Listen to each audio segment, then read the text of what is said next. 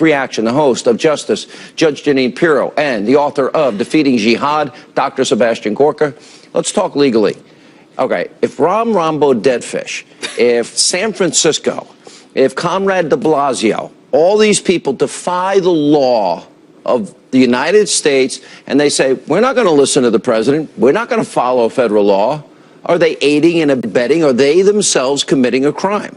Well, this is the way you would have to look at it. They would be, if the feds or ICE lodge a detainer, then they are harboring a fugitive and they are aiding and abetting in the harboring of a fugitive. The way to hurt them is to make sure that you take away their money for sanctuary cities, which is what they didn't do last year with the budget.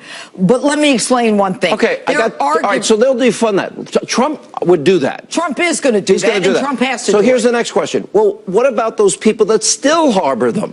The people that still harbor them, what are you talking, the cities? Is that a crime? I'm not sure, because the feds cannot force the locals to do their job for them. It's a commandeering clause as interpreted by the courts. The what if they pull somebody over and they know that person's illegal and they let them go?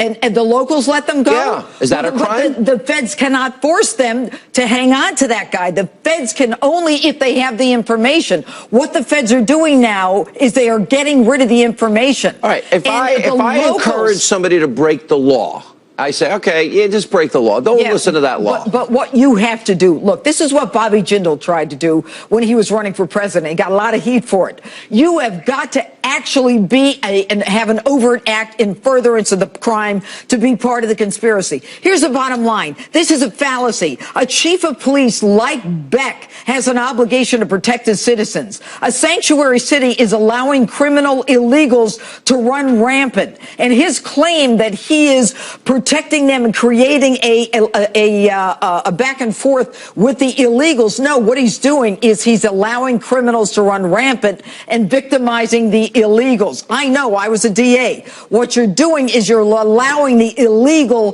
criminals to victimize the illegals who aren't criminals. All right, let me go to Sebastian Gorka. From the perspective, all right, we understand what criminal aliens can potentially do. That's a no-brainer. Donald Trump said we got to build the wall first. After the wall is built, the country will make decisions. He'll make decisions about those that didn't respect our laws and sovereignty. Isn't the bigger issue about borders, though, the security issue that you're dealing with? In other words, you study ISIS. You know al-Qaeda. You understand radical Islamists. Don't they know that border is open? Don't they know that's an easy entry point for them to get into the country, to commit acts of terror in towns and cities, et cetera? They don't just know that, Sean. They actually have been exploiting it.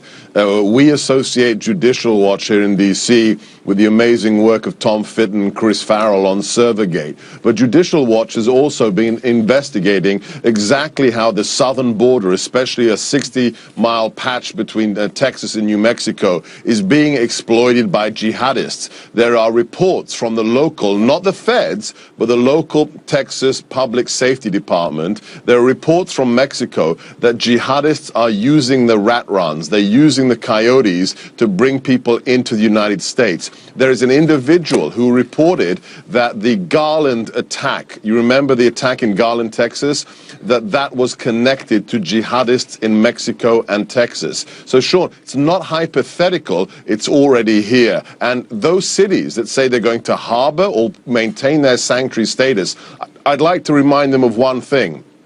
Donald Trump won this election mostly on a platform of law and order.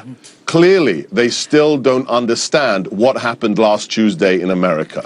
Yeah. There's another piece to this. We do not allow the harboring of American criminals. Why are we allowing for the harboring of illegal foreign criminals? And the United States Supreme Court, in response to President Obama's executive action with DAPA, said, no, Mr. President, we are not going to allow you, by affirming the circuit court and having a split decision, we're not going to allow you to prevent the deportation of 5 million illegals. They have to be deported. So President Obama should get off his high horse at this point and understand that we are a country of laws and stop talking down to President-elect Trump and telling him what to do. We are a country of laws. They have to be followed. All right, guys, good to see you both. Thank you. And very important questions that will be coming up. This is going to be a big fight. All right, up next.